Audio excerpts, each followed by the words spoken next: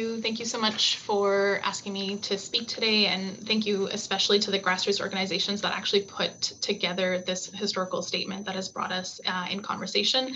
And I just want to acknowledge that it's an absolute honor to speak alongside people who are incredible community organizers and educators that I learn from on a regular basis.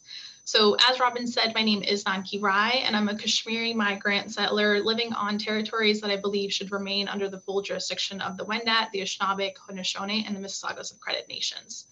I'm speaking to you today as a member of Doctors for Defunding Police. I'm also trained in public health, and I work as a family physician in a community health center, and I have had experience working across various shelter-based settings in downtown Toronto. My clinical training has been largely shaped by the so-called overdose or drug poisoning crisis, which is really a crisis of criminalization and prohibition.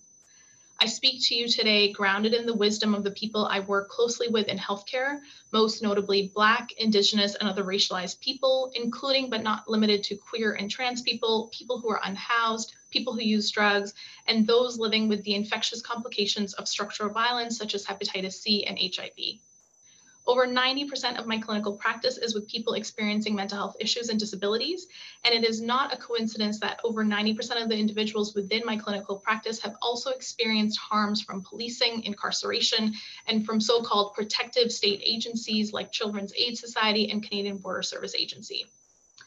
I'd also like to start by acknowledging that I work with many who continue to face carceral violence, and by that I mean the use of punishment, dehumanization, domination, and incarceration within our healthcare system. Just as anti-Indigenous and anti-Black racism is ubiquitous within society and all mainstream institutions in Canada, our healthcare system is founded on the violence of settler colonialism and racial capitalism. Healthcare workers continue to work in concert with police services, especially as it relates to mental health crises, to incarcerate people.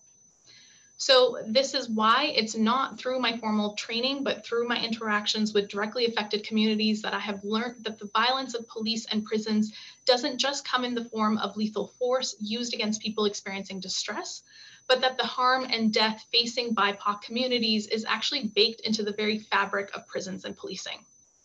I'm not interested in, nor is it ethical for me to put on display the trauma and suffering of people I provide healthcare for who have faced the brutality of policing and prisons.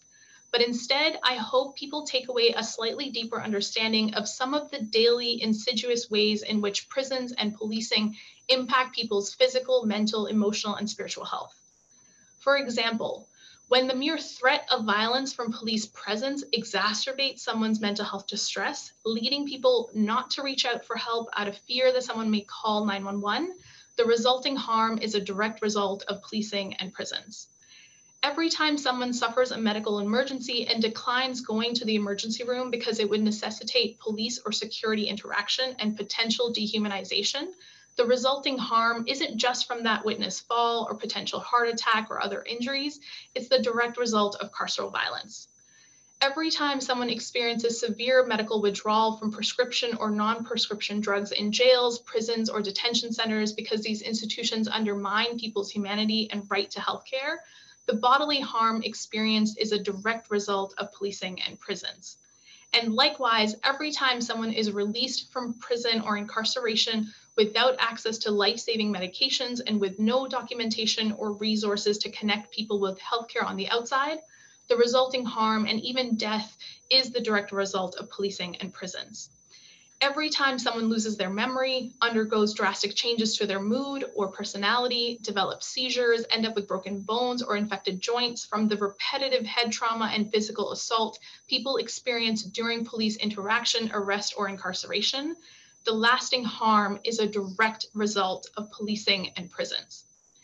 Every time someone is incarcerated and exposed to the cruelty of isolation, including solitary confinement, the resulting harms ranging from self-harm, depression, problematic substance use, or psychosis are a direct result of policing and prisons.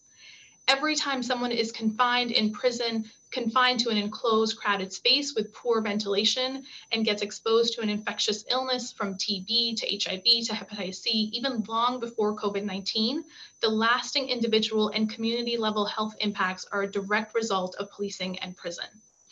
Every time a child is faced with developmental and mental health challenges for being detained or for being removed from their immediate caregivers who face detention and incarceration, the lasting negative health impacts on that child and their community is a direct result of policing and prisons.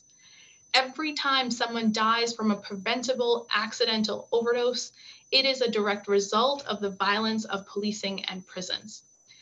Every time someone develops PTSD from the sexual violence faced during police custody, the lasting spiritual, emotional, mental, and physical harms are a direct result of policing and prisons. Beyond death, everyday aggression, dehumanization, and violence continues as long as these institutions continue to exist. Which is why, as a healthcare worker, I can no longer sit idly by and just cast up broken bones or treat pain and infections with medications or try to find affordable and accessible trauma-informed therapy, which is a near impossibility, and continue looking into the eyes of survivors who retell their stories and share their grief, while the root cause of structural violence continues to erode away entire communities. Policing and prisons threaten the health and safety of people and their communities. No medical intervention can ever undo the violence of batons, guns, and cages, and we cannot police our way out of systemic racism and poverty. This is why I, alongside Doctors for Defunding Police, join all those here today calling for real safety for all communities. Public safety necessitates defunding and dismantling of police and prisons. It requires an end to the criminalization and disposability of all people, including people who use drugs, including people with disabilities and sex workers, and all those who reside in Canada with precarious immigration status, to all those whose mere existence challenges colonial oppression and white supremacy. Public safety requires an end to the criminalization and disposability of all people facing what Ruth Wilson Gilmore describes as organized abandonment. Real safety requires a shift from punishment and isolation to a commitment towards accountable relationship building, where interpersonal violence is dealt with through community-based initiatives rooted in transformative justice and non-carceral mental health care, and where structural violence is challenged with collective action and mutual aid. Real safety requires the reallocation of funds towards long-term free and affordable housing for all, access to free and healthy foods, clean water, community gardens, free public transit, paid sick leave, dignified wages and benefits, free childcare and post-secondary education, and healthcare rooted in the principles of nothing about us without us. Real safety requires the upholding of Indigenous sovereignty, land back, and collective self-determination for all. Defund, dismantle, and build. That is how we achieve real safety. Thank you.